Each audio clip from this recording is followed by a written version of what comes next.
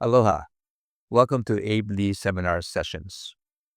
Today, we're going to talk a little bit more about recording a document because it's really important to make sure all documents that are important to give constructive notice to the rest of the world be recorded.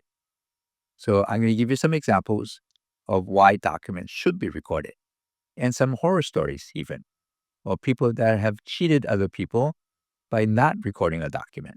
So remember we said in previous videos that you record the document to give constructive notice to the rest of the world a document exists.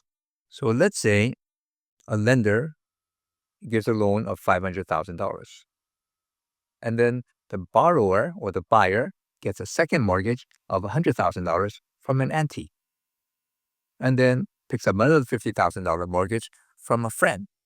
So we got 500,000, 100,000, and 50,000. So the bank wants to be in first position because they are giving the biggest loan amount. But for whatever reason, whoever is recording the documents messes up and puts the $50,000 first to record, $100,000 second, and then the last one, $500,000. The pecking order in secured position is the 50 grand, then 100,000, and then about $500,000. The bank is going to be livid because they're in third position. So whoever records first goes into first secured position. So the proper order should have been the bank records first. Then the 100,000 goes second and the 50,000 goes third. So let's say you go to Vegas and you have these three mortgages and you hit a small jackpot. And so you could say, I can afford 50 grand, pay it off. So if you pay the 50,000, then you can pay off the third mortgage. But let's say you hit a bigger jackpot and you made $200,000. So you go, okay, I'm going to put $100,000 to pay the second mortgage out. So the first mortgage is still at 500 grand. The 100,000 is paid off. And the 50,000 third mortgage becomes second mortgage position. So that's how the pecking order works when you have recorded documents in sequential order according to who recorded first. So first to record is in superior position. So what happened several years ago when I was buying property, I told my attorney, hey, I'm buying this property and, I'm developing it. And he says, oh, by the way, that person that sold the property, another property, he was caught for having sold the same property about 3 or 4 times, took the money, and never recorded documents. So none of these people had their documents recorded. So that means that all 4 of them were in unsecured positions. So when you record, and let's say one of them says, you know what, I'm going to record the document, even though the guy told me not to record. So the third person to sign in chronological order, that person records the document. So the third person in date recorded first. Now guess what? That person's in first position. And the person that recorded first or signed the document first, they're not in first position because first to record wins. So that's the reason you want to record the documents.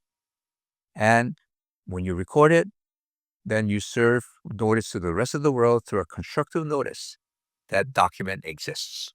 So should you record documents? Absolutely. And I talked about what kind of documents are recorded. Well, first of all, mortgages, deeds, and you could have encroachment agreements, easements given, and you could have other documents that are recorded, and each of them would be in some sort of a secured position according to when they record it. So it's important to record the documents. I always recommend that clients record the documents as soon as they can. So let's say this is a hypothetical. The father gives the house to a child and gives it as a gift. So there's no money that changed hands. There's no conveyance tax. But the document was recorded at the Bureau of Conveyance. So the son got the property free and clear without a conveyance tax and no purchase. There's a gift. The father, son could, in theory, say to the son, you don't come see me anymore. And how come you don't bring the grandchildren? And the son says, Dad, I'm so busy. I don't have time. So can you just lay off? And the father's a little upset. So he says, you know what? If you don't come see me, I'm going to take that house away from you. So can he sell that house to someone for value and sell it for fair market value or close to fair market value? And the law says that if you gave a property away for no value, that giver can still sell the property to someone else for value, and the person that bought the property for value would take precedence over the person that got it as a gift.